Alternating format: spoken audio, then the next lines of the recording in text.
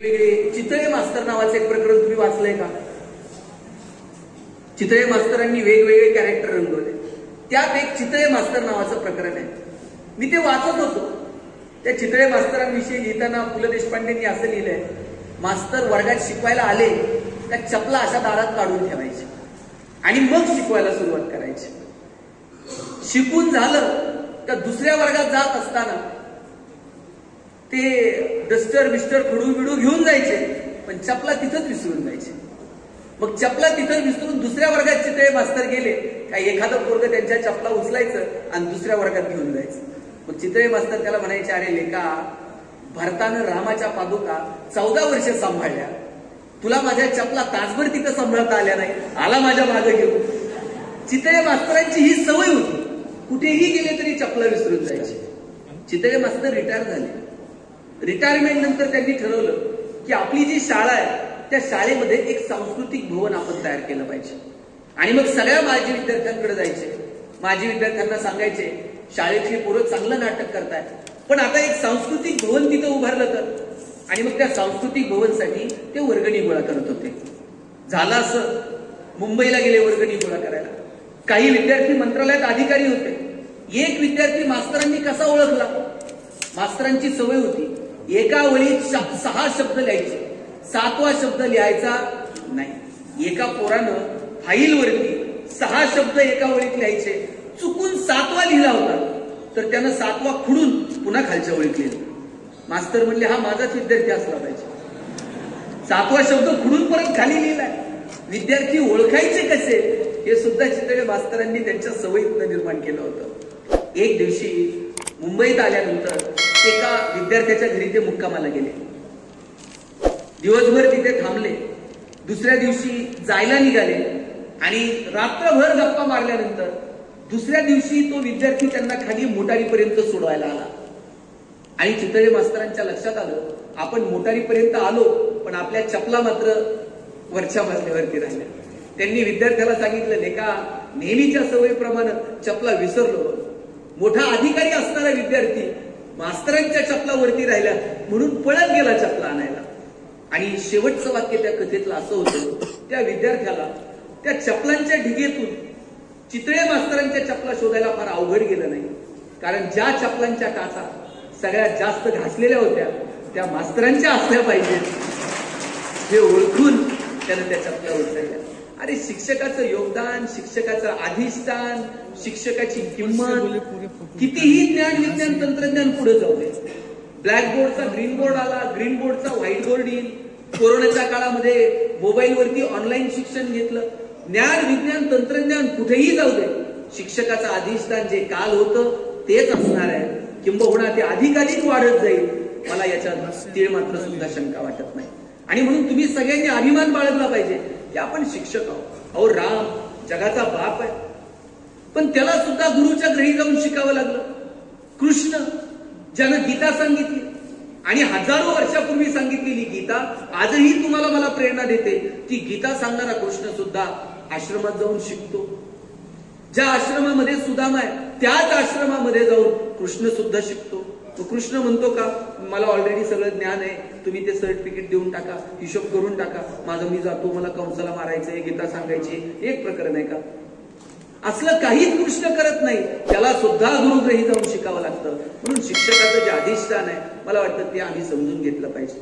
आता आपल्या पुढे आव्हानं पण तितकीच आहे. आव्हान काय आपल्या समोर?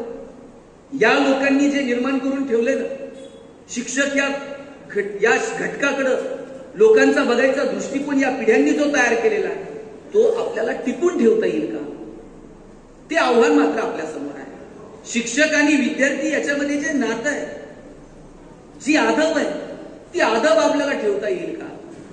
पोरगा जर शिक्षकाच्या गळ्यात हात घालून बोलत असेल तर ते अधिष्ठान आपण टिकवतोय का? हे क्वेश्चन मार्क आहे.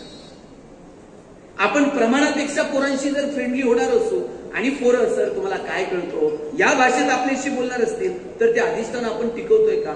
ते क्वेश्चन मार्क आहे. तुम्ही लक्ष्मण देशपांडे नाव ऐकलंय का? वराड निघालं लंडनला नाटक बघितलंय का? लक्ष्मण देशपांडे सुद्धा शिक्षक. अनेक प्रयोग केले त्यांनी वराड निघालं लंडन या कार्यक्रमात. आणि एकदा परदेशामध्ये ते नाटकाला गेले. सोबत त्यांची पत्नी होती. ज्या वेळेस ते तिकडून येत होते भारतामध्ये, त्यावेळेस काहीतरी टेक्निकल अडचण आली तिकीट वगैरे या संदर्भानं, आणि एअरपोर्टवरच्या ऑफिसरनं सांगितलं की एक काम करा, ही जी टेक्निकल अडचण आहे याच्यासाठी तुम्हाला एक फॉर्म भरून द्यावा लागेल.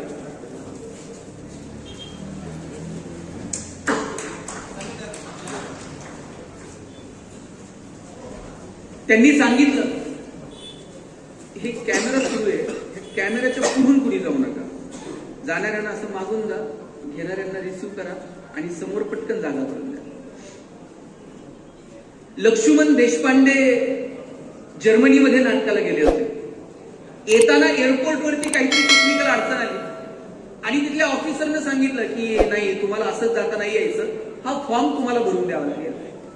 आणि मग त्या फॉर्म मध्ये सगळी माहिती होती, नाव काय, तुमचा व्यवसाय काय, एज काय, जन्मतारीख काय, आणि ती भरत असताना तुम्ही काय करता, तुमचं प्रोफेशन काय, असा प्रश्न जेव्हा पुढे आला तेव्हा लक्ष्मण देशपांडेंनी समोर लिहिलं आय एम अ टीचर.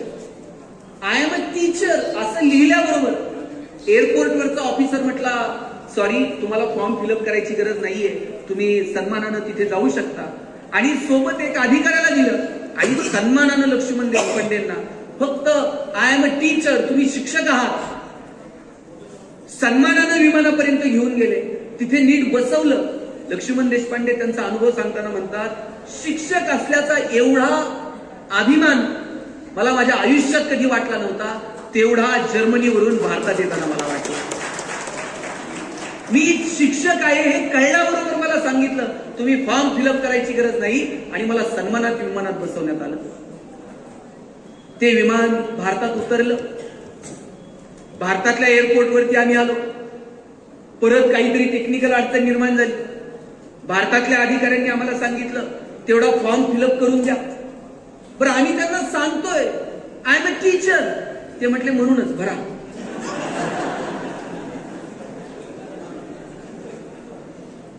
आम्ही कुठे घेऊन चाललो? हे अधिष्ठान टिकवणं ही नव्या पिढीची जबाबदारी आहे. जुन्या लोकांकडे डोळे विस्पारून आपण बघितलं पाहिजे. ही माणसं कशी जगली, यांनी काय आदर्श निर्माण केले, हक्कासाठी, न्यायासाठी वेळ प्रसंगी रस्त्यावर उतरले असतील, लढले असतील, आणि हे सगळं करत असताना त्यांनी त्यांचे आदब, त्यांनी त्यांचं अधिष्ठान तयार केलं. मला वाटतं ते आम्हाला तयार करता येतील का? ज्ञान, विज्ञान, तंत्रज्ञान बदलतंय, बदलत्या तंत्रज्ञानानुसार शिक्षक म्हणून आम्हालाही बदलावं लागेल. आम्हालाही आमच्यामध्ये काही अपडेट राहावं लागेल. आम्ही जर ज्ञानाच्या बाबतीत, तंत्रज्ञानाच्या बाबतीत अपडेटेड राहिलो नाही तर आम्ही सुद्धा टिकू शकणार नाही. साहेब, नवीन 26 विद्यापीठं आता भारतात येऊ बघतायत. आमची कॉम्पिटिशन आता तालुक्यात, जिल्ह्यात, राज्यात उरलेली नाहीये. मोबाईलच्या एका क्लिकवरती सगळी माहिती येऊन ठेपलेली आहे. पोरांच्या हातात आता स्मार्टफोन आहे. एक एंटर मारलं तर जगात काय चाललंय ते विदिन अ सेकंड पोरांपर्यंत कळतंय. आता अशी सॉफ्टवेअर बाजारात येत आहे, इथून मी चायनामधल्या पोरासोबत मराठीत बोलेल, पण विदिन अ सेकंड ट्रान्सलेट होऊन त्याला चायनीज मध्ये ऐकायला जाईल. जपान मधला एखादा पोरगा जापनीज मध्ये माझ्याशी बोलेल, पण विदिन अ सेकंड ट्रान्सलेट होऊन ते मला मराठीत ऐकायला येईल. जग बदलतंय, तंत्रज्ञान बदलतंय, शिक्षणाच्या प्रणाली बदलतात. या बदलत्या जगानुसार आपल्याला सुद्धा अपडेटेड राहावं लागेल का? नवीन जे इथे शिक्षक बंधू भगिनी आहेत, आपण ठरवलं पाहिजे की आम्हाला नेमकं काय आत्मसात करायचंय. आम्ही ठरवलं पाहिजे ज्ञान, विज्ञान, तंत्रज्ञानानुसार आम्ही स्वतःमध्ये नेमके काय बदल करणार आहोत. केवळ आपण शासकीय नोकरीत आहात आणि वयाच्या 98 वर्षापर्यंत आम्हाला नोकरी आहे, या धुंदीत राहण्याचे दिवस आता उरलेले नाहीत. तुम्हाला तावून सुलाखून स्वतःला सिद्ध करावं लागेल. आणि जर ते सिद्ध करण्यास आपण कमी पडलो तर आपण टिकू शकणार नाही. तुम्ही एलॉन मस्क नाव ऐकलंय का? मागे एलॉन मस्क नाव ऐकलंय का सगळ्यांनी? एलॉन मस्कला जरा युट्यूबला सर्च करा, त्याची काही भाषणं ऐका. एलॉन मस्क सांगत होता 2050 पर्यंत आम्ही आमच्या देशामध्ये विमानाचे प्रवास बंद करू आणि रॉकेटनं प्रवास करू. रॉकेट लॉन्च करतायत, तो म्हटला की आम्ही जमिनीवर पुन्हा लँड करू. काय विचार करतायत ही लोक? एलॉन मस्क सांगत होता आम्ही असे रस्ते तयार करू, त्या रस्त्यांवरून गाड्या धावतील आणि आपोआप गाड्यांची बॅटरी चार्ज होईल. एलॉन मस्क सांगत होता आम्ही अशी घरं तयार करू, त्या घरांच्या भिंती दगडविटांच्या नसतील, सोलर पॅनलच्या असतील. ते घर स्वतःची एनर्जी स्वतः क्रिएट करेल. मला हेवा वाटतो या लोकांचा, ही माणसं काय विचार करतात? आमचं घरच आमची एनर्जी क्रिएट करेल. आमच्या डोक्यात काय चाललंय? आकडा कुठून टाकायचा, मीटर मध्ये वायर कुठून घालायची, आकडा पकडल्यावर फोन कुणाला करायचा. आपण हुशार नाहीये तसं नाहीये. चंद्रयान-3 मध्ये आम्ही जगाला हेवा वाटेल अशी कर्तबगारी करून दाखवली. पण आमच्या लेकरा बाळांनी संशोधनाकडे वळलं पाहिजे. आमच्या मुलांनी नोकऱ्यांच्या पलीकडे जाऊन जरा मोठी स्वप्न बघितली पाहिजे. कला, क्रीडा, साहित्य, राजकारण, समाजकारण अशी अनेक क्षेत्र आमच्या पोरांसाठी खुली आहेत. त्या क्षेत्रांसाठी आम्ही आमच्या पोरांना तयार केलं पाहिजे. ही भूमिका आमची कधी असणार आहे? या भूमिकेसाठी पहिल्यांदा शिक्षकांना स्वतःला सिद्ध केलं पाहिजे, शिक्षकांना स्वतःला तयार केलं पाहिजे. आमची मुलं पुढे येतील का? का आमच्या पोरांनी मोठी स्वप्न बघायची नाही? आमच्या पोरांच्या डोक्यात एकच विचार टाकलाय, काही कर पण नोकरी कर. नोकरी लागली तर जमताय, नोकरी नाही आयुष्य उद्ध्वस्त. शिक्षण म्हणजे फक्त नोकरी आहे का? शिक्षण म्हणजे फक्त उदरनिर्वाह आहे का? शिक्षण हे जगणं समृद्ध करण्याचं साधन आहे. नोकरी किंवा उदरनिर्वाह त्यातला एक छोटासा टप्पा आहे. पण आम्ही आमच्या शिक्षणाची नाळ थेट फक्त नोकरीपाशी जोडून ठेवली आणि मग नोकरी जर मिळाली नाही तर आम्ही अस्वस्थ व्हायला लागतो. का आम्ही आमच्या पोरांमध्ये ते स्किल तयार केले नाहीत? लात मारील तिथून पाणी काढल अशी ताकद आमच्या पोरांच्या मनगटात यावी, यासाठी आम्ही आमच्या पोरांना सिद्ध करतोय का? आम्ही पोरांना सांगून टाकलं काही कर, नोकरी लागली पाहिजे. मग ट्रेंड बदलत गेले. एक जमाना होता साहेब, डीएड ला जर नंबर लागला, जगताप साहेब त्याचं करिअर झालं म्हणून समजायचं. आणि त्यातल्या त्यात ते जर जिल्हा परिषदला नोकरीला लागला आणि त्याला जर बायको डीएड झालेली भेटली, काय सांगायचंय, आकाश ठेकणं होत होतं. आता डीएड कॉलेजची परिस्थिती काय? तुम्ही झाले त्यात सहभागी झाले, त्या लॉट मध्ये लागली लॉटरी. आता डीएड कॉलेजची परिस्थिती. त्याच्यानंतर इंजिनिअरिंगचा ट्रेंड आला. गावात साहेब एखादाच इंजिनियर असायचा आणि गावात जर कुणी पाहुणे आले आणि म्हणलं इंजिनियर साहेब कुठं राहतात, सगळं घर गाव त्याला त्या घरापाशी सोडवायला जात होतं, इंजिनियर साहेब इथं राहतात. आता तुम्ही गावात जाऊन विचारा बरं इंजिनियर साहेब कुठं राहतात, ते म्हणते नाव सांग, प्रत्येक घरात 4 आहेत. आता इंजिनिअरिंगचा बूम संपला, आता मेडिकलचा ट्रेंड आहे. प्रत्येक आई बापाला वाटतंय पोरगं मेडिकललाच गेलं पाहिजे. कोविडच्या काळात कळलं आपल्याकडं लोकसंख्येच्या तुलनेमध्ये मेडिकलच्या फॅसिलिटीज कमी आहेत. आता प्रत्येक आई बापाला वाटतंय काही कर, नाही भारतात नंबर लागला तिकडे रशियाला जा म्हणते. आम्ही कुठे घेऊन चाललोय? आम्ही केवळ आमच्या मुलांच्या शिक्षणाला उदरनिर्वाहाशी जोडायला लागलो. मग 11वी 12वीला पोरांचे तिकडे कॉलेजला जाऊ नका, कुठल्या तरी क्लासला ऍडमिशन घ्या, मग अमुक अमुक एक्झामची फक्त तयारी करा. एक एक्झाम डोळ्यासमोर ठेवून ती पास व्हायचं, एखादा कोर्स कंप्लीट करायचा, 10-5 लाखाचं पॅकेज कमवायचं, एवढाच शिक्षणाचा अर्थ आहे का? 11वी 12वीला पोरं कॉलेजलाच जात नाही, क्लास लावतात फक्त. प्रॅक्टिकल विक्टिकल लॅबोरेटरीज नाही राहिल्या. प्रॅक्टिकलचे मार्क तोंड बघून दिले जातात बहुतांशी ठिकाणी, सगळीकडे नाही. पोरांनी जर प्रयोगच करायचे नाही, प्रयोगशाळेतच जायचं नाही, कसे सायंटिस्ट जन्माला येतील? पोरग प्रयोग करायला लागलं का आपणच त्याला सांगतो ठेव चंचू पात्र, तेवढंच आहे, फुटतंय, लिटमस पेपर संपल. त्या 2 सरांचं लक्षच नाही आल्यापासून, कोपऱ्याचे बसलेत ना, अजूनही नाही. तुम्ही थोडं इकडे लक्ष द्या ना, तुमचं आल्यापासून लक्ष नाही. मी इतक्या वेळा बघतोय ना, ते माझ्याकडे बघत नाहीत. मोबाईल घेतलाय, यांचं झालं का ते बघते, त्यांचं झालं का. त्या मोबाईलला शिक्षकांकडनं ही अपेक्षा नाही. मोबाईल माझ्याकडे पण आहे. इथं बसलेलं कोण असं आहे का मोबाईल नाही असं एखादा तर माणूस. मग ते काही नवीन आहे का, किती वेळ बघावं त्याला. घरच्यांकडे आपण एवढं बघत नाही साहेब, तेवढं मोबाईल. साहेब अस्वस्थ झाली माणसं मोबाईल पाहिजे. मोबाईलची बॅटरी लो असणं हे आमच्या अस्वस्थतेचं कारण झालं. किती वेळ बघावा. चांगलं साधन आहे, विदिन अ सेकंद तुम्ही जगापर्यंत पोहोचता, पण त्याला काही तर मर्यादा.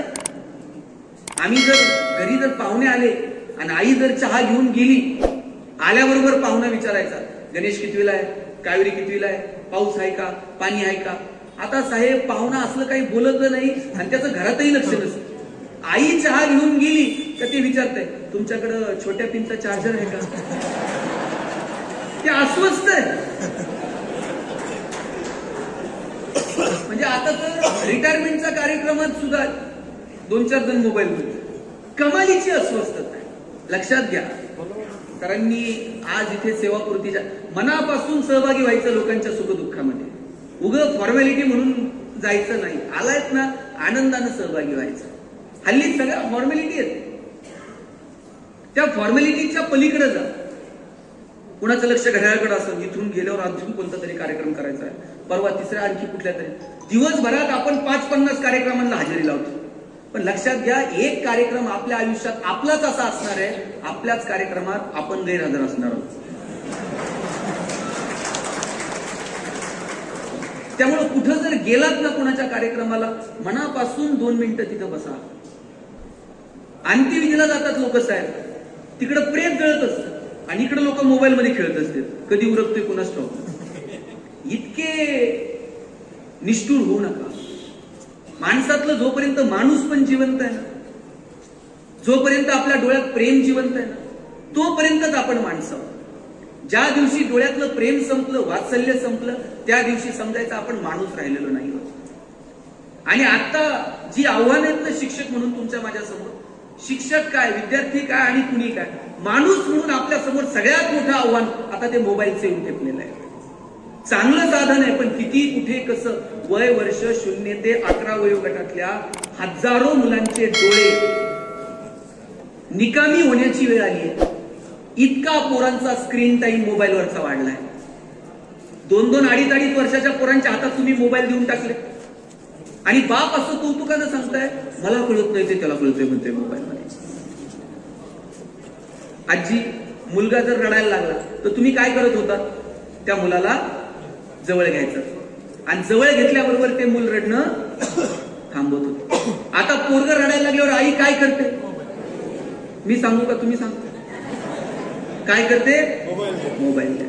आणि पोरग इतकं पुढचं आहे, मोबाईल हातात आल्याशिवाय तेही आता रडायचं थांबत नाही. आईच्या स्पर्शाची जागा जर मोबाईलच्या स्पर्शाने घेतली असेल तर हा कुणाचा पराजय. ताईंचा आपण सगळेजण टाळ्या वाजवून स्वागत करतो. म्युझिक नाही.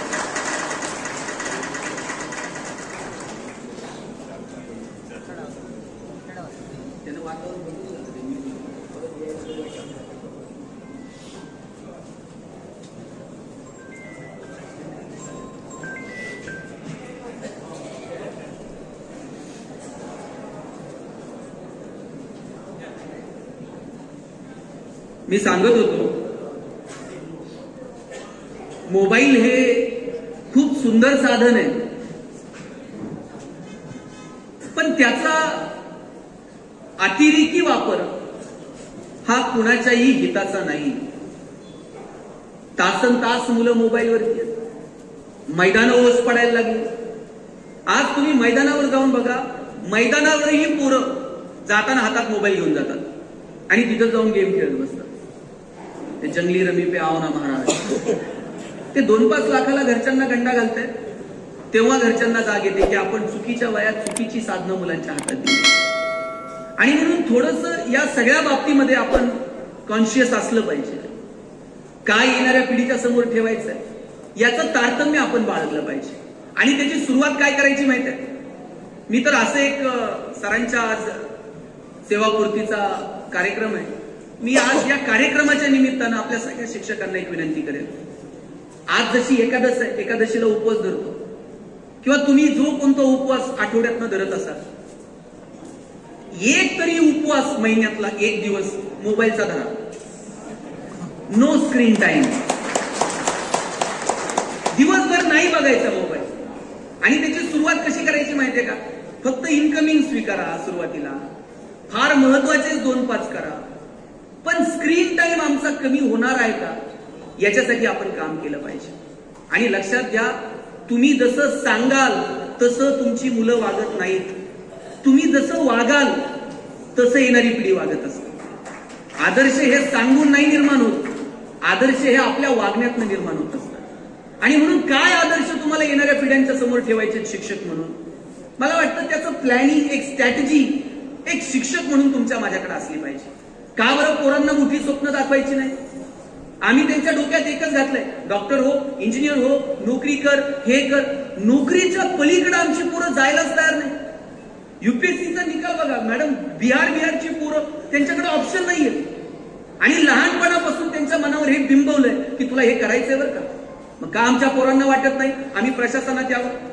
का आमच्या लेकरांना वाटत नाही आम्ही उद्योगात जावं, व्यवसायात जावं, व्यापारात जावं, राजकारणात, समाजकारणात, कला, क्रीडा, साहित्य, कितीतरी क्षेत्र आहेत.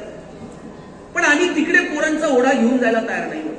आणि पोरांना ही दिशा दाखवायची जबाबदारी जर कोणाची असेल तर शिक्षक म्हणून तुमची आणि माझी आहे. आज उद्योग व्यवसायाच्या संदर्भाने महाराष्ट्राची परिस्थिती काय? टायरवाले केरळचे, किराणा व्यवसायात पटेल, हार्डवेअरची दुकानं बोरींची, बांधकाम व्यवसायात युपीचे लोक, गवंडी सगळे बिहारचे, सुतारकामात राजस्थानी, हॉटेल सगळी दक्षिणात्यांकडे, चायनीजच्या गाड्या पूर्वांचलचे तरुण चालवतात. बरं चला, संविधानानं त्यांना अधिकार दिला, आपण समजू कष्ट करतील. आमची पोरं कुठे आहेत? कॉलेजच्या कट्ट्यावर बसून पिचकाऱ्या मारणं, प्रेम प्रकरणं चढणं, सिस्टीमला शिव्या घालणं, नाहीतर कुणाच्या तर मागं की जय. बरं काही मागं निम्मेला माहित नसतं पुढे कुणाचा जय जयकार चालू आहे. कानाव की पडलं का जय म्हणायचं. यात आम्ही आमचं तारुण्य वाया घातलं. माझी सगळ्या शिक्षकांना विनंती, लक्षात घ्या, एखादा डॉक्टर चुकला तर लय फरक पडत नाही. एखादा पेशंट जाईल, परत त्याचा दवाखाना बंद होईल. एखादा इंजिनियर चुकला तर एखादा पूल पडल, त्याला ब्लॅकलिस्ट करतील, फार फरक पडत नाही. पण एक शिक्षक जर चुकला ना, कितीतरी पिढ्या चुकतात. आणि म्हणून शिक्षकांना चुकून चालत नाही. म्हणून आपण आपल्या अंतर्मनात डोकावलं पाहिजे. आणि पोरांच्या जडणघडणीसाठी काही विशेष प्रयत्न आम्हाला करता येतील का याचं काम केलं पाहिजे. दुबईमध्ये काय होतं मला सांगावं? 84-85 पर्यंत दुबईमध्ये फक्त तेलाचे पैसे होते. आज जगातला सगळ्यात बिझिएस्ट एअरपोर्ट दुबई, जगातला सगळ्यात प्रॉफिएस्ट मॉल दुबई. ते बुर्ज खलिफा म्हणून एक इमारत आहे, शेकडो मजलेवर घेऊन जातात, खाली घेऊन येतात आणि हजारो रुपये तिकीट काढतात. दुबईला कळलं proper utilization of the resources काय. तेलाच्या पैशाला त्यांनी इतकं चांगलं युटिलाइज केलं, पर्यटनाच्या क्षेत्रात आज दुबई कुठे निघून गेलं. आता काल परवाचा बिझनेस एक्सपो दुबईमध्ये झाला. का आम्ही आमच्या पोरांना सांगितलं नाही पर्यटनाच्या क्षेत्रात आपण काहीतरी करू शकतो? का आम्ही आमच्या पोरांना सांगितलं नाही की आम्ही उद्योग व्यवसायात, जग तुमच्यासाठी, सगळं जगाची बाजारपेठ तुमच्यासाठी खुली आहे. मी आता दुबई ह्याला गेलो होतो, जेजुरीला. जेजुरी माहित आहे का नाही? ते महेश कोठारेनं मालिका काढल्यावर तर सगळ्यांना माहित झाली. ते आमच्याकडे लग्न झालं तर ते जावंच लागतंय जेजुरीला. पण ते नवऱ्यानं बायकोला 5 पायऱ्या उचलून घेऊन जातात. मी आता सहज दर्शनाला म्हणून जेजुरीला गेलो. 4-5 पोरं जेजुरी गडाचे फोटो काढत होते. मी त्यातल्या एका पोराला विचारलं की अरे गडाचे फोटो काढून करतो काय? मला म्हणला दादा किती दिवस बॅनर लावायचे, चलो दुबई, चलो सिंगापूर. म्हटलं मग? म्हणला मी दुबईत बॅनर लावणार आहे, चलो जेजुरी. दुबईतली लोक जेजुरीत आणतो का नाही बघा म्हटलं. आणि म्हणलं आणून करणार काय? काय नाही म्हणला, खालून वर गडावर त्यांना पायपाय घेऊन जाणार. आणि एकदा का ते घामाघूम झाले मग त्यांना लेक्चर देणार किती कॅलरीज बर्न झाल्या. आणि रात्री म्हणला 2-2 हजार रुपये तिकीट काढून त्यांना जागरण गोंधळ ऐकायला होतो का नाही बघा. मला हेवा वाटतं. चौकटीच्या पलीकडे जाऊन आम्ही विचार केला पाहिजे. आणि पोरांनी अशा कक्षा रुंदावून जेव्हा विचार करतील ना, तेव्हा भारत महासत्ता होईल. केवळ घोषणा देऊन एकमेव शिक्षण हे असं साधन आहे मित्रांनो की ज्ञानाशिवाय शिक्षणाशिवाय सर्वसामान्य माणसाकडे दुसरा ऑप्शन नाही. मला सांगा, गोरगरिबाच्या पोरांना त्यांची जर आर्थिक आणि सामाजिक परिस्थिती बदलायची, काय पर्याय हो त्यांच्या समोर? शिक्षण सोडून दुसरा पर्याय उपलब्ध नाही.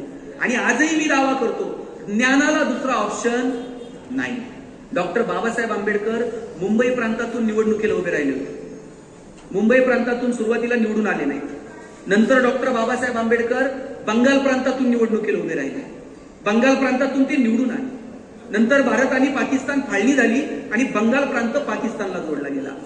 आता जर डॉक्टर बाबासाहेब आंबेडकरांना घटना समितीचं सदस्य व्हायचं असेल तर पहिल्यांदा ते भारताच्या सभागृहाचे सभासद असले पाहिजे. भारताच्या सभागृहाला, घटना समितीला डॉक्टर बाबासाहेब आंबेडकरांच्या ज्ञानाची गरज भासली. बॅरिस्टर जयकरांनी मुंबई प्रांतातून राजीनामा दिला. डॉक्टर बाबासाहेब आंबेडकरांना मुंबई प्रांतातून निवडून आणलं आणि मग आंबेडकर घटना समितीचे सभासद झाले. केवळ आणि केवळ ज्ञान, ज्ञानाला दुसरा ऑप्शन नाही. अब्दुल कलाम साहेब, सामान्य कुटुंबात जन्माला आलेला एक मुलगा या देशाचा राष्ट्रपती होतो. केवळ आणि केवळ ज्ञान, ज्ञानाला दुसरा ऑप्शन नाही. आणि म्हणून आपली पोरं ज्ञानवंत होतील का, गुणवंत होतील का, बुद्धिवंत होतील का, कीर्तिवंत होतील का, त्यांच्या मनगटात आम्ही ती लढण्याची जिद्द निर्माण करू का, यासाठी शिक्षक म्हणून आपण सगळ्यांनी विचार केला पाहिजे. आपल्या पोरांनी जगाकडे डोळे विस्फारून बघितलं पाहिजे. काय हो चायना आज भारतीयांना सकाळी उठल्यापासून रात्री झोपेपर्यंत जे जे लागतं ना ते सगळं चायना प्रोडक्शन करते. मग का आम्ही उद्योगात, व्यवसायात, व्यापारात यायचं नाही? भारत ही जगातली सगळ्यात मोठी बाजारपेठ आहे आणि आता ते सगळ्या जगाला कळलंय. पण अजून भारतीयांना समजलेलं नाही की भारत ही जगातली सगळ्यात मोठी बाजारपेठ आहे आणि आम्ही ती प्रॉपर वेनं युटिलाइज केली पाहिजे. आमच्या डोक्यात एकच आहे, काही कर, नोकरी कर. आणि त्या पोराला सांगितलेलं असतंय, नोकरी लागली नाही तुझं लग्न पण जमत नसतंय. आता नोकरीच्या संधी दिवसेंदिवस कमी होत चालल्या. प्रत्येक गावात 30 ते 35 वयोगटातली किमान 5-50 पोरं तरी बिन लग्नाचीच आहे. पुरीच्या आईबापाला टेन्शन नाही तेवढं पोराच्या आईवडिलाला आहे. आमच्याकडे एकाचं लग्न जमेना, ते त्याच्या मित्रानं त्याला सांगितलं टेन्शन घेऊ नको, ते मुलीकडचे बघायला आले ना, पगार जरा वाढवून सांगायचा म्हणला, मग लग्न जमलं. त्या मुलीच्या वडिलांनी विचारलं पगार किती, बरं यानं जरा अंदाज घेऊन सांगायचं. हे म्हणताय 1.5 लाख. ते मुलीचे वडील म्हणले तुझ्याकडे बघून तर वाटत नाही 1.5 लाख असं. ते म्हणताय तसा फिक्स 1.5 लाख आहे, कटिंग करून 8,000 हातात देतो. किती दिवस फसवणारा होता. लाच मारील तिथून पाणी काढल, ही ताकद पोरांमध्ये तयार केली पाहिजे. आणि त्यासाठी अपेक्षित असणारी कौशल्य आमच्या पोरांनी आत्मसात केली पाहिजे. त्याला 90% येतो. ते सायन्स मध्ये ग्रॅज्युएट आहे पण त्याला सायन्स मधलं काही समजत नाही. ते कॉमर्स मध्ये ग्रॅज्युएट आहे पण त्याला बँकेत जाऊन डीडी काढता येत नाही. ते आर्ट्स मध्ये ग्रॅज्युएट आहे, त्याला मराठीत नीट बोलता येत नाही. आम्ही कुठे घेऊन चाललोय? नॉस्कॉम कमिटीचा रिपोर्ट होता ताई, in future 75% engineers will be permanently unemployed, 90% plain graduates will be permanently unemployed. कारण तुम्ही त्या पात्रतेचं शिकत नाही आहात. म्हणून त्या पात्रतेचं शिक्षण देण्यासाठी शिक्षक म्हणून पहिल्यांदा आपण स्वतःला सिद्ध केलं पाहिजे. रोज तुम्ही ज्ञानाच्या बाबतीत अपडेटेड राहिलं पाहिजे. ज्या दिवशी तुम्ही नोकरीला जॉईन झालात त्या दिवसानंतर तसंच प्रोफाईल जर शेवटपर्यंत तुमचं असेल तर समजावं की आपण फार काही विशेष करू शकलो नाही. तुमचं प्रोफाईल बदललं पाहिजे. आज मी डीएड केलंय, मला वाटलं पाहिजे मी बीएड करावं, मला वाटलं पाहिजे मी एमएड करावं, मला वाटलं पाहिजे मी एमफिल करावं, मला वाटलं पाहिजे मी पीएचडी करावं.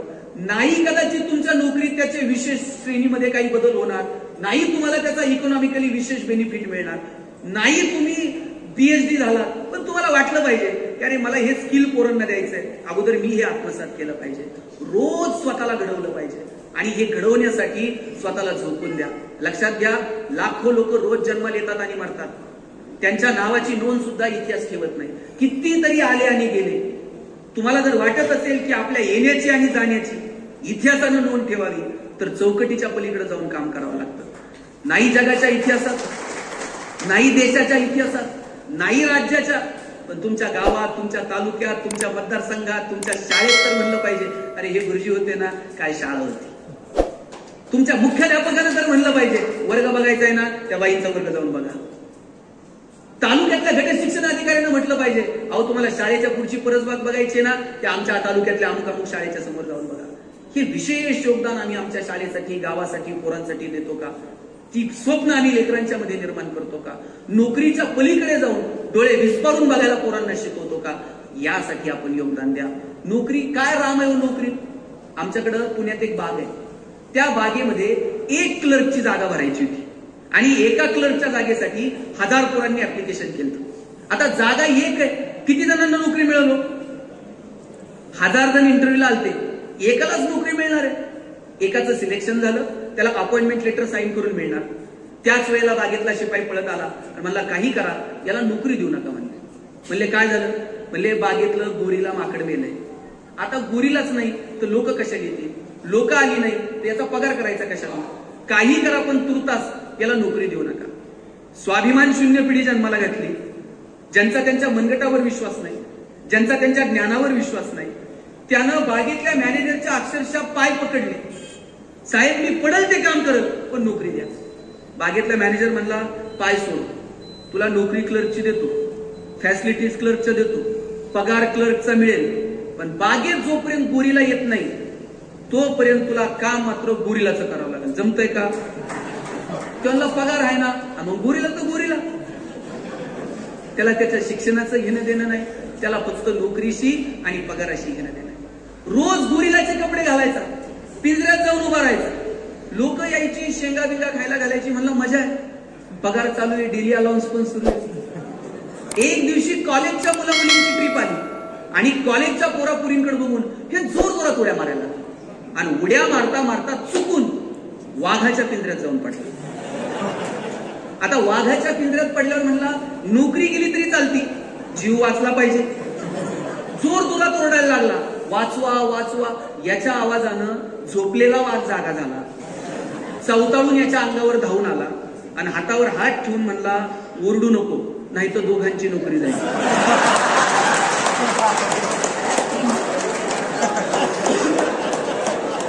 नंतर कळलं, गोरिलाच्या भूमिकेत बीएड झालेलं होतं, वाघाच्या भूमिकेत एमएड झालेलं होतं. जे शिक्षण आम्हाला स्वाभिमान देऊ शकत नाही ते शिक्षण काय कामाचं? उदरनिर्वाह हा केवळ शिक्षणाचा उद्देश नाही. रस्त्यावरची जनावरं सुद्धा उपाशी मरत नाही, आपण तर माणसं आहोत, आपण कशानं उपाशी मरणार आहोत? म्हणून आपल्या ज्ञानाचा उपयोग समाजाला होतो का? आपलं ज्ञान समाजाभिमुख आहे का? अहो सावित्रीमाई शिकल्या, ज्योतिरावांनी सावित्रीमाईंना शिकवलं आणि सांगितलं माझ्या पोरी शिकल्या पाहिजेत. सावित्रीमाई जर रस्त्यावरती आल्या नसत्या, शाळा काढली नसती, मुलींच्या शिक्षणासाठी जर पदर खोचला नसता, आज तुम्ही इतक्या आयटी तिथं बसल्या असता आणि तुम्ही तरी खासदार असता. या एका पिढीनं हे जे योगदान दिलं म्हणून आज तुम्ही सगळ्या महिला एकदम मस्त इथे बसलेल्या. काय डिवोशन आहे या लोकांचं. मला वाटतं हे डिवोशन प्रत्येक शिक्षिकेनं डोळ्यासमोर ठेवलं पाहिजे की अरे आम्ही सावित्रीमाईंच्या वारसदार आहोत, आम्ही त्यांच्या पावलावर पाऊल टाकून आम्ही पुढच्या पिढ्यांसाठी काम करू. आणि लक्षात घ्या, गोरगरिबाची प्राथमिक शाळेतली जी पोरं आहेत ना खेड्यापाड्यातली, ज्याची ऐपत आहे ते इंग्रजी शाळेत तिकडे पाठवत आहे, त्याची फी भरत आहे, पण गोरगरिबाची पोरं जी आपल्याकडे येत आहेत आज शाळेमध्ये, त्या आई बापाला कळता कळत नसतोय कित्येकांना. कित्येक जण बिचारे आडाणी असतात, पण त्यांची अपेक्षा असते माझ्या पोरानं मोठं झालं पाहिजे. अहो आई लहान लेकराला दुसऱ्याच्या हातात द्यायचं म्हणलं तर घाई देते का? ती दुसऱ्या बाई जर म्हटली बघू तुझं लेकरू, ती म्हणते थांब मानाला हात लाव, मान आवटळत. आणि ती आई तिचं पोरग तुमच्या भरोश्यावर शाळेत पाठवते.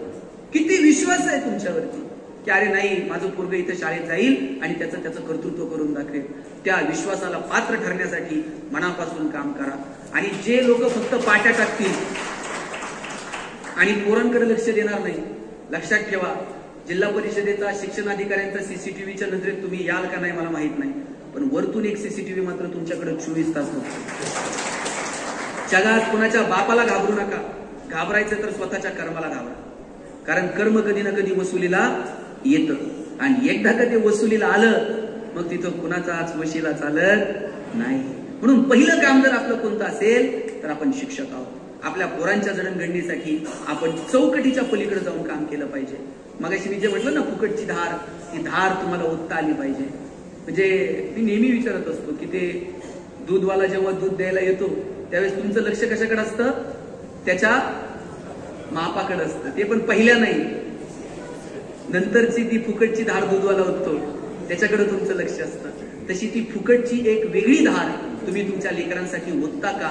मला वाटतं याच्यासाठी प्रयत्न करा. मला जास्त वेळ घ्यायचा नाहीये, फक्त शेवटचे 5 मिनिट नीट लक्ष देऊन ऐका. शेवटच्या 5 मिनिटात मला 2 गोष्टी तुम्हाला सांगायच्या. तुम्ही सगळेजण खूप पवित्र क्षेत्रात काम करत आहात. तुमचं योगदान कुणीही नाकारू शकत नाही. मला तर आज असं वाटतं, कुणी जर म्हणत असेल शिक्षकाला खूप पगार येतो, मी म्हणतो आणखी द्यायला पाहिजे. त्यांचं योगदान आपण नाकारूच शकत नाही. शिक्षक हा समाजातला सगळ्यात महत्वाचा घटक आहे. फक्त दुसरी जी गोष्ट आहे ना, ती सगळ्यांनी लक्षात ठेवा. आपण आपल्या ज्ञानाच्या बाबतीमध्ये कायम अपडेटेड असलं पाहिजे. तुम्ही जर जसं ज्ञान विज्ञान तंत्रज्ञान बदलते तसं जर तुम्ही बदलला नाहीत तर आपण टिकू शकत नाही. आपली पोरं पण मार्केटमध्ये टिकू शकत नाही. आता हा कॅमेरा कोणत्या कंपनीचा आहे? हा सोनीचा आहे आणि हा कॅनॉनचा आहे. आता कोडॅक आहे का? कोडॅक आता बाजारात नाही. आणि इथे जे पुढचे सिनियर सगळे बसले, तुमच्या सगळ्या लग्नाचे अल्बम चेक करा, कोणत्या कंपनीच्या कॅमेऱ्यावर काढलेले. एक काळ असा होता, कोडॅकला दुसरा ऑप्शन नव्हता. त्यात रोल असायचा ताई, नवरा नवरी हार घालायला आणि फोटोग्राफरचा रोल संपायला. आणि 6-6 महिने अल्बम मिळत नव्हते. नवरदेवाने जर फोन केला अल्बमचं काय झालं, ते म्हणायचं फोटो धुवायला दिलेत. कोणत्या नदीवर जात होतं कुणाच. केवळ आणि केवळ डिजिटल टेक्नॉलॉजी कोडॅकनं स्वीकारली नाही. कोडॅक बाजारातून हद्दपार. माझ्या पिढीनं पहिला फोन जर कोणत्या कंपनीचा घेतला होता आयुष्यात, 3310, 1100, 1600, 2600, 3015. नोकियाचा जमाना होता. आता नोकिया आहे का? अँड्रॉइड टेक्नॉलॉजी नोकियानं स्वीकारली नाही. नोकिया मार्केटमधून गायब. तुम्ही जर नवीन तंत्रज्ञान स्वीकारलं नाही, तुम्ही जर नवीन ज्ञानाच्या बाबतीत अपडेटेड राहिला नाही, तुम्ही जर नवीन टेक्नॉलॉजी स्वीकारली नाही, या कॉम्पिटिशन मध्ये टिकण्यासाठी स्वतःला अपग्रेड केलं नाही तर आपण सुद्धा मार्केटमध्ये टिकू शकणार नाही.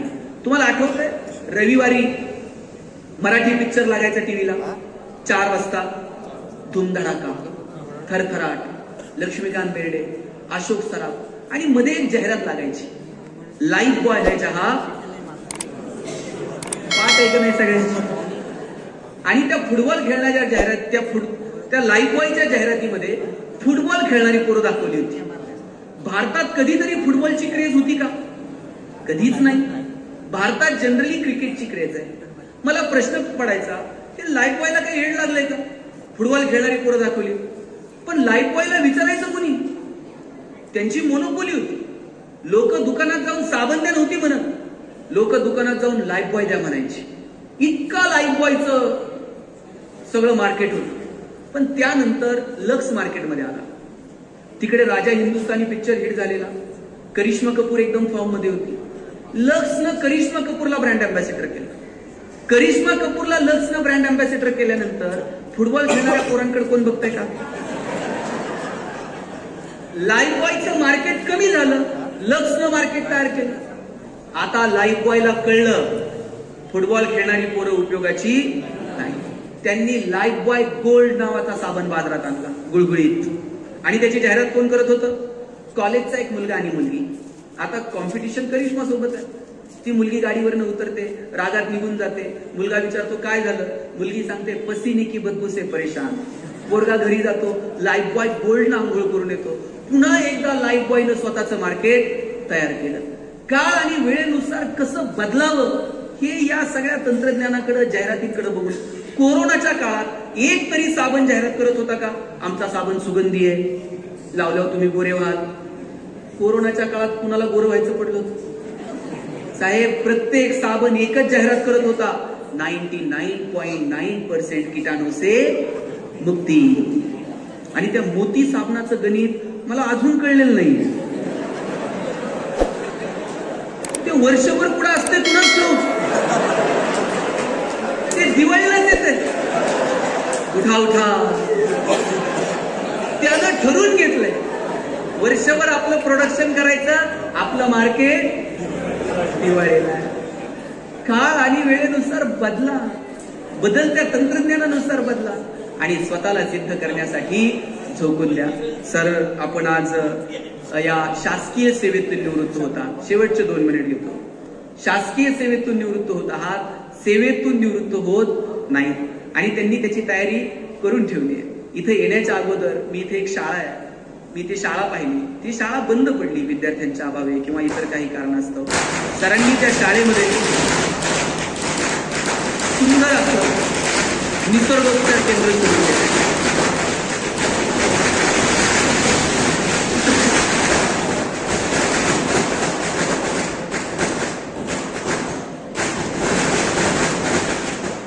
सरांनी तिथे खूप सुंदर असं निसर्गोपचार केंद्र सुरू केलेलं आहे. मला वाटतं तुम्ही सगळेजण त्या निसर्गोपचार केंद्राचा येणाऱ्या काळात लाभ घ्या. आपलं आरोग्य चांगलं ठेवा, निसर्गाकडे भरभरून बघा. आदरणीय मंत्री महोदयांचं आगमन झालेलं आहे. टाळ्या वाजवून सगळेजण स्वागत करूया.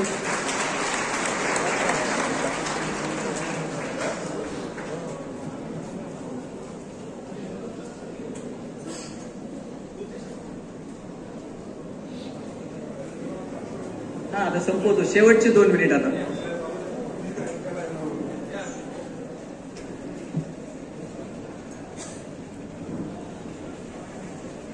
या अगोदर मला वाटतं राठोड साहेबांच्या घरी त्यांच्या आई वडिलांच्या वाढदिवसाच्या निमित्तानं एकदा मी व्याख्यानाला आलो होतो आणि नंतर असंच एका पंचायत समितीच्या एका महिला मेळाव्याला मी राठोड साहेबांकडे एकदा कार्यक्रमाला आलो होतो. मंत्री महोदयांचं आगमन झालेलं आहे, मी आपला जास्त वेळ घेणार नाही. फक्त मला शेवटची 2 मिनिट सगळ्यांनी इकडे लक्ष द्या. जे जे शिक्षक आहेत त्यांनी इकडे लक्ष द्या. आता मला एक सांगायचंय, सर आता रिटायर होत आहेत, निसर्गोपचार केंद्र सुरू केलेलं आहे. संघटनेचं काम आतापर्यंत थोरात साहेब वगैरे त्यांच्या मार्गदर्शनाखाली ते करत राहिले. त्याही पेक्षा जास्त वेळ त्यांना आता संघटनेच्या कामामध्ये मिळणार आहे. कदाचित अनेक राजकीय दरवाजे त्यांच्यासाठी भविष्यात खुले होतील. राजकारणात या, समाजकारणात या, ज्या क्षेत्रात काम करायचंय साहेब तुम्ही त्या क्षेत्रात काम करा. आपण सगळ्यांनी एक गोष्ट मात्र मनाशी बाळगली पाहिजे की आयुष्य हे सुंदर आहे आणि त्या सुंदर आयुष्याचा आनंद घ्या. रिटायरमेंट नंतर त्यांनी ठरवलं असतं काही करायचं नाही, आता ते निसर्ग उपचार केंद्र, ते म्हणजे काहीतरी आपण आरोग्य, निसर्ग या संदर्भाने केलं पाहिजे. आणि माझी सगळ्यांना विनंती आहे, पहिल्यांदा काय असेल तर तो निसर्ग आहे, नंतर काय असेल तर तो समाज आहे आणि नंतर काय असेल तर ते अर्थकारण आहे. निसर्गाकडे फॉर्मॅलिटी म्हणून बघू नका. वाढदिवसाला झाड लावायचं, फोटो काढायचा, पेपरला फोटो. पुढच्या वाढदिवसाला साहेब खड्डा तोच असतोय, झाड फक्त नवीन असते. निसर्गाकडे डोळे उघडे ठेवून बघा, नाहीतर मागच्या 2 वर्षात आपल्याला कळलं निसर्गाच्या समोर आपण किती शुद्र आहोत. कोरोना कुणी बघितला का आपल्यापैकी? कुणाकडे फोटो बिटो सेल्फी? कोरोना कुणीच बघितला नाही, पण कळला मात्र सगळ्यांना. म्हणून पहिल्यांदा निसर्गाचे पूजक व्हा. नाहीतर ते वाढदिवसाला कार्यकर्ते झाड लावतात, म्हणजे सकाळी कार्यकर्त्यांनी झाडं लावायची, दुपारी साहेब बकऱ्यांनी झाडं खायची आणि संध्याकाळी कार्यकर्त्यांनी बकऱ्या खायच्या. फिट्टम फाय. त्याला काहीच अर्थ नाही. उगे ते दाखवण्यापुरती झाडं बिडू कुणी लावायची नाही. म्हणून जे काही करायचंय ते मनापासून करा. मी सरांच्या कार्यक्रमाला येण्याचं यासाठी ठरवलं. सर शिक्षक आहेत, मी शिक्षक आहे, माझे वडील शिक्षक होते, माझे आजोबा शिक्षक होते. शिक्षकाच्या घरात मी लहानाचा मोठा झालो. आणि मित्रांनो, ज्या घरात मी लहानाचा मोठा झालो ना, राठोड साहेबांचा माझा तर जुना परिचय आहे. माझं घर पत्र्याचं होतं. अगदी मी MBA होईपर्यंत आम्ही पत्र्याच्या घरात राहिलो. आणि ताई आमचा पत्राही असा होता, वर हात केला का पत्र्याला हात लागायचा. मग मी माझ्या आईला म्हणायचो, आई सगळ्यांची घरं स्लॅबची कॉलनी, आपलं एकटंच पत्र्याचं का? ती म्हणायची तुझे वडील शिक्षक आहेत म्हणून घर पत्र्याचं. म्हणलं शासनाचा GR आहे का शिक्षकांनी स्लॅबची घरं बांधायची नाही? ती म्हणायची कारट्या तू नशिबान आहेस पत्र्याच्या घरात जन्माला. मी म्हणायचो का? ती म्हणायची बघ घर गरम व्हायला लागलं का तुला कळतं आता उन्हाळा सुरू झालाय. घर गळायला लागलं का तुला कळतं आता पावसाळा सुरू झालाय. स्लॅबच्या घरात उन्हाळा कळत नाही, पावसाळा कळत नाही. खास ऋतूंची ओळख व्हावी म्हणून भूगोल शिकवणाऱ्या तुझ्या बापानं असलं मॉडेल उघडलं. पैसे नव्हते पण आनंद मात्र इतका भरभरून होता. तो आनंद आम्ही वहीमध्ये ना मोराचा पीस ठेवायचो. 2-2 वर्ष मोराचा पीस ठेवायचा आणि सिनियर म्हणायचे आणखी 2 वर्ष ठेवा. म्हटलं मग काय होतं? म्हटले मग त्याला पिल्लू होतं. एका पिसाचे 2 पीस आयुष्यात झाले नाही. पण वेड्या असेनं तो मोराचा पीस 2-2, 4-4 वर्ष वहीत जपून ठेवला. एका बेंचवर आम्ही 3-3 जण बसायचो. कर्कटकनं रेषा मारून जागा वाटून घ्यायची. तुझा हात इकडे का आला, तुझा पाय इकडे का गेला, तुझं दप्तर इकडे का आलं. शेवटच्या दिवशी 10वीत असताना बाईंनी उभं केलं. मला म्हणे गणेश बेंचवर रेषा मारून जागा वाटून घेऊ नका आणि बेंचवरून भांडू नका. म्हटलं का? मला म्हटले बेंच इथंच राहतो, फक्त आपल्याला वर्ग सोडून जावं लागतं. सगळं इथंच राहतं. माईक चांगला आहे, मला घरी घेऊन जाता येईल का? हा म्हण नाही तर नाही म्हण. काहीच म्हणत नाही. आसमान आल्याला काय या माईकवर आतापर्यंत किती जण बोलले? हजारो लोक बोलले असतील. इथून पुढे सुद्धा कितीतरी लोक बोलून जातील. आपण मालक. तुम्ही ज्या खुर्च्यांवर बसलेत ना त्या खुर्च्या अजून अर्धा तास तुमच्या.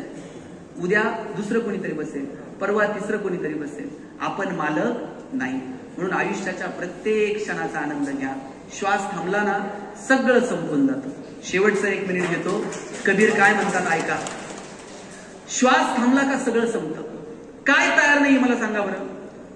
सगळी यंत्रणा आहेत. मंत्री महोदय आहेत, खासदार मॅडम आहेत, सीओ आहेत, कलेक्टर आहेत.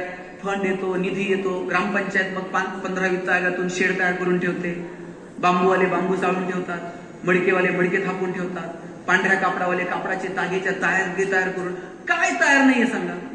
रडणारे सुद्धा तयार आहे. श्वास थांबायला फक्त उशीर आहे. संपलं सगळं.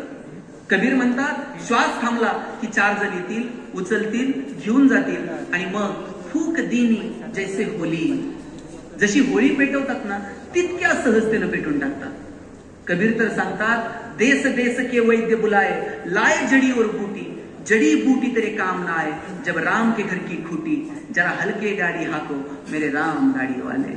आपण मालक नाही होत. तुम्ही नीतू मांडके नाव ऐकलंय का? हृदयविकार तज्ञ होते. बाळासाहेब ठाकरेंवरती शस्त्रक्रिया मला वाटतं बरोबर ना नीतू मांडकेंनी केली होती. 10,000 पेक्षा जास्त शस्त्रक्रिया ज्या माणसानं केल्या. अलका मांडकेंसोबत त्यांचं लग्न झालं. पुण्यातल्या बीजे मेडिकल कॉलेजला 2 जण शिकायला होते. पुढे जाऊन त्यांचा प्रेमविवाह झाला. आणि एका प्रवासात असताना नीतू मांडके हसत हसत अलका मांडकेला म्हटले अलका 10,000 पेक्षा जास्त शस्त्रक्रिया मी केल्या आणि कधी जर मलाच अटॅक आला तर. अलका मांडकेंनी असं पडदिशी नीतू मांडकेंच्या तोंडावर हात लावला आणि म्हणे असं बोलायचं नसतं पण नाही कुणालाही येऊ शकतो. मला आला तर. अलका मांडके म्हटल्या तूच सांग मग मी काय करू. नीतू मांडके सांगायला लागले मग ह्याला फोन कर, त्याला बोलव, आपल्या वर्गातला तो होता ना. आणि गप्पा मारता मारता नीतू मांडके म्हटले अलका ऑपरेशन कुणी पण करू दे, भूल मात्र तूच दे. अलका मांडके भूल तज्ञ होत्या. अलका मांडकेंना आयुष्यातही असं कधी वाटलं नव्हतं की ह्या गप्पा खऱ्या ठरतील. एक दिवशी नीतू मांडकेंचा फोन आला अलका मी स्वतः ड्रायव्हिंग करतोय, माझ्या छातीत कळ आलीये आणि जवळच हिंदुजा हॉस्पिटल आहे, मी तिथे ऍडमिट होतोय, तू पटकन ये. अलका मांडकेंनी सगळी हातातली कामं बाजूला ठेवली, हिंदुजाला गेल्या. हृदयविकार तज्ञ असणारे नीतू मांडके गाडीतनं खाली उतरले, वॉचमॅनच्या गळ्यात हात घातला आणि सांगितलं मी नीतू मांडके, स्ट्रेचर बोलव, मला आयसीयूत घेऊन जा. आयसीयूत घेऊन गेले. जगातले सगळे डॉक्टर फोनवरती एकमेकांशी बोलत होते. स्वतः नीतू मांडके सांगत होते आता ह्याला फोन करा, आता ते करा. अलका मांडके पळत आल्या.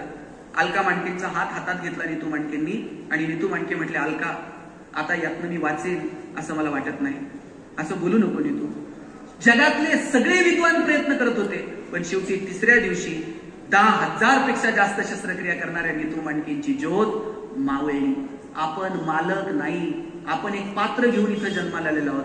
देश देश के वैद्य बुलाए, लाए जड़ी और बूटी, जड़ी बूटी तेरे काम ना आए, जब राम के घर की खूटी.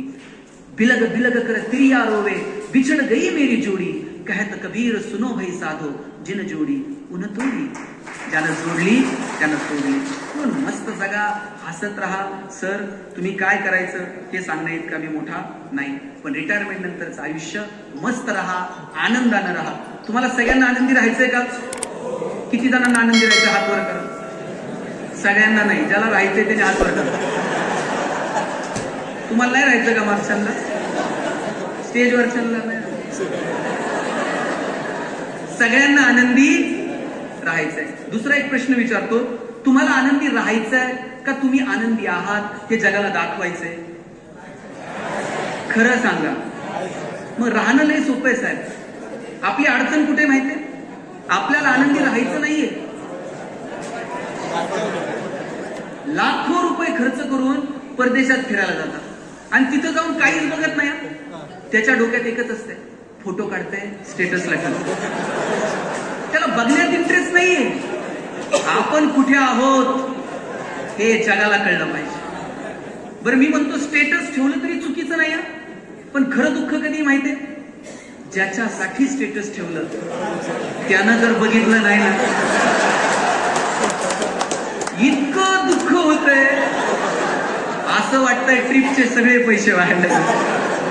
आपला आनंदही आपला राहिलेला नाही आणि आपलं दुःखही आपलं राहिलेलं नाही. म्हणून मस्त राहा, आनंदात राहा आणि हसत राहा. आल्यापासून मी दोघं तिघं बघतोय, हसलेच नाही. ते हसा वाटलं तर शेजारच्याकडे बघतोय. बरं माणसालाच हसता येत आहे, जनावरांना हसता येतं का? आजी तुम्ही शिंकूर करायला गोठ्यात गेला आणि एखाद्या म्हशीनं छान स्माइल दिली, असं झालंय का? म्हैस म्हणते का प्लीज वेलकम इन गोठा? सर तुम्ही गाढवाला कधी हसताना बघितलं? ज्या दिवशी गाढव हसायला सुरू करेल त्या दिवशी समजायचं गाढवाचा प्रवास मानवत्वाकडे सुरू झाला, आणि ज्या दिवशी माणूस हसायचं बंद करेल त्या दिवशी समजायचं माणसाचा प्रवास तुमचं तुम्ही ठरवलं. आपण इथे मला बोलवलं, ऐकलं, त्याबद्दल तुम्हा सगळ्यांचे मनापासून आभार मानतो. आणि सरांना त्यांच्या भावी आयुष्यासाठी त्यांची सगळी स्वप्न साकार होत अशी पंढरीच्या पांडुरंगाच्या चरणी प्रार्थना करतो आणि थांबतो. No once more, no retake for any moment. So please please please dear friends, keep smiling. Thank you.